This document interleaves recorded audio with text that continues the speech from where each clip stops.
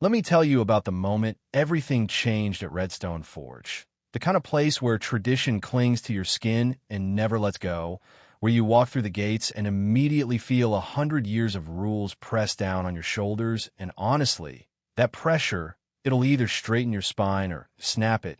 Nothing in between, you know what I mean?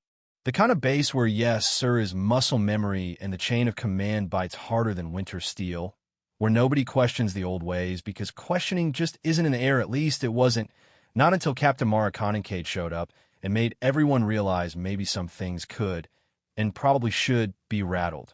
She was new to Redstone, sure, but not new to the game. Didn't strut, didn't bark, didn't show off her ribbons, and yet the second she walked into a room, something changed, like the temperature shifted a couple degrees. The old NCOs, the ones who'd seen everything twice, would sit up a little straighter, not out of fear, but a kind of respect you can't fake. I swear, it wasn't about her voice, it was always low, even but her eyes, those sharp, tired eyes that looked like they'd seen a lifetime of nights. Not because she couldn't sleep, but because she'd survived them. 32 years old, tour in Syria, 2 in Kandahar. Purple Heart, she never once mentioned. More stories behind those eyes than she'd ever tell. Daughter of a Marine drill instructor, a mother who made her memorize Marcus Aurelius before she even understood algebra. Yeah, she'd been forged tough and taught that real authority comes from how you act when no one's watching, not just from what's on your chest. You want to know what real leadership looks like? Mara trained harder than anybody, stayed the latest, learned not just tactics, but all the shadows, all the cracks in command. She cared more about getting it right than getting credit. And that, more than anything, is why she didn't stand a chance with a man like Colonel Everett Rohr, who'd run Redstone like his own private kingdom for 6 years. Decorated, connected, ice-cold voice, boots always polished like mirrors, the kind of man who measured people like assets, not teammates.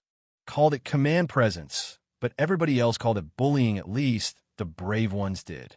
When Mara first met him, he didn't even look up from his desk, muttered something about soft promotions just loud enough to hit her nerve, but she didn't flinch, just locked eyes for a second too long, and that was it. The war started right there, not with shouting, just the quiet kind that cuts deeper. Every memo she wrote, he'd reissue under his name. Every briefing, he'd cut her off, red pen her reports with insults dressed as critique.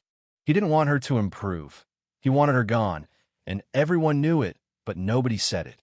You fight in Redstone, you don't fight early, you fight right. Everything boiled over during that week's officer briefing. Mara lays out a supply drop issue, clear as day, just the facts.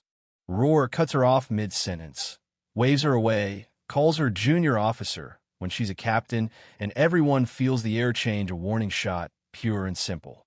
Later, she passes some lieutenants who whisper, he's gunning for her.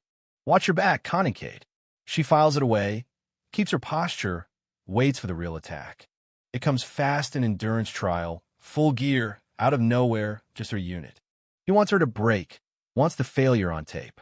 But see, Mara's soldiers don't respect her because she's in charge. They respect her because she's one of them. Ran every lap, carried every load, never asked for anything she wouldn't do herself. So when the trial comes, a 19-year-old private says, "Ma'am, you don't have to do this with us." And she just looks at him and goes, if they want to see me break, they'll have to watch me run first. They don't just finish, they win. Rohr watches, white-knuckled, ready to snap his clipboard. That night, a note appears in Mara's locker. He's losing face. Be ready. And suddenly, the attacks go quiet now. It's paper cuts, supply delays, canceled drills, denied promotions, orders given behind her back. He wants her isolated, undermined. Staff Sergeant Holt McCready, 15 years in, big guy, soft voice, pulls her aside. We see what he's doing. We're behind you. She just nods. That's not always enough. He says he's winding up. She says, let's be ready when he swings. 3 days later, during a live-fire maneuver in front of 317 soldiers, Mara spots a vulnerability, calls for a reposition, standard stuff, and Rohr loses it. Who gave you the authority to override my formation? She stands calm. Observed a vulnerability, sir, protocol. He marches across the field, closes the gap, gets in her face, hand raised, not yet a strike, but unmistakable. Every soldier freezes because that gesture on a military field means more than any words. He wants to show dominance, wants to put her in her place. But Mara spent her whole career reading danger, not just from the enemy, but from the people who hide behind uniforms. She doesn't move, wants everyone to see exactly who's escalating. He sneers. You think you can embarrass me? She answers cool, and even, I follow protocol, sir. You taught it last month. He doesn't want truth. He wants submission. He hisses, I'll teach you something else right now. And then he swings not a slap, but a flat, controlled blow meant to mark her. His hand never lands. Her left shoots up, catches his wrist, pivots, steps through crack. The sound echoes. Roars down on one knee, his arm bent wrong. Mara, let's go instantly, no rage, just absolute control. You will never raise your hand to me again, Colonel. And suddenly, the base is silent, 317 soldiers, frozen, watching a new kind of order burn itself into the dirt. Up in the tower, Major Glossman and junior officers are wide-eyed. Nobody saw this coming, but everyone knew something was coming. The drill is called off. The base is humming. Whispers racing faster than any radio. She broke his arm. He tried to hit her. She didn't even flinch. Back in her quarters, Mara sits at her desk, not shaking, not sorry, just still. McCready knocks. Words are already moving up the chain. I figured, she says. You didn't lose anyone today. If anything, you earned more than most do in 20 years. She doesn't smile. This won't be the end. No, ma'am, he says, it's the beginning. She's called to Admin Cold Steel, Pentagon man, Colonel Felix Meyer. All regulation, no patience for Gray. You got the incident on repeat from every angle. You broke his arm, he says. He claims you attacked him. She answers. He raised his hand to strike me. The footage backs her up. But using force against a superior, that's heavy. Why didn't you de-escalate, he asks. She meets his eyes. I did. Minimum force, maximum control. He tells her to prepare for a hearing. But then he shows her a stack of emails, over 30 statements, soldiers writing in, all saying the same thing. This wasn't about ego. It was about restraint. If it had been anyone else, he says, there would have been blood. Mara just looks at him. There almost was. Temporary suspension.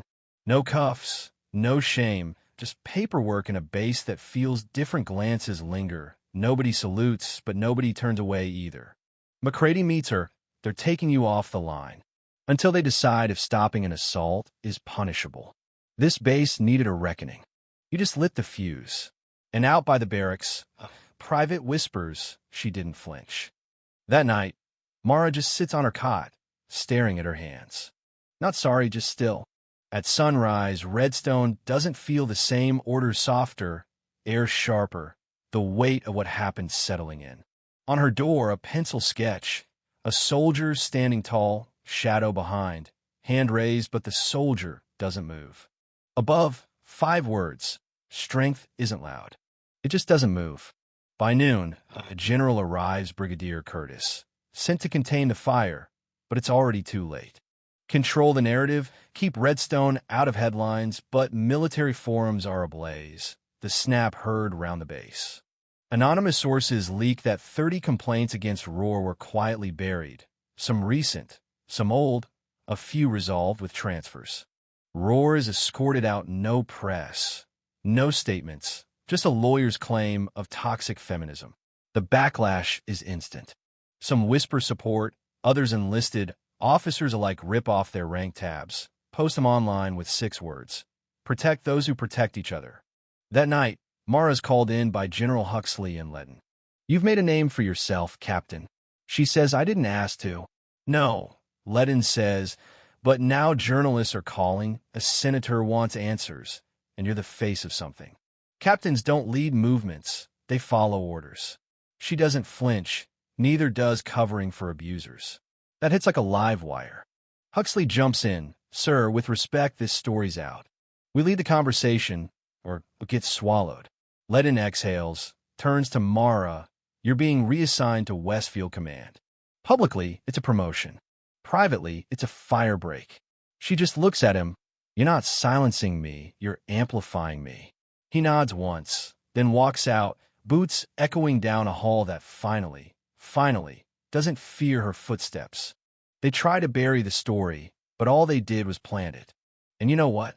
That's how things start to change. One snapped arm, one broken silence, and suddenly, every rule starts to sound more like a question than a command.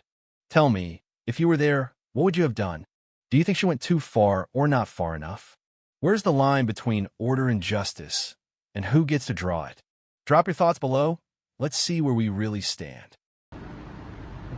Xin chào các bạn, mình là Trinh, mình phụ trách viết content. Trên đây là những công việc của mình là mình lên mạng xã hội tìm hiểu những video.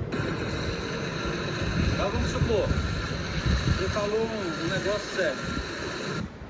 It is cold, yeah. Next one? Alright. Thank you, man. Hey, if you guys have any trouble, let somebody know. Please.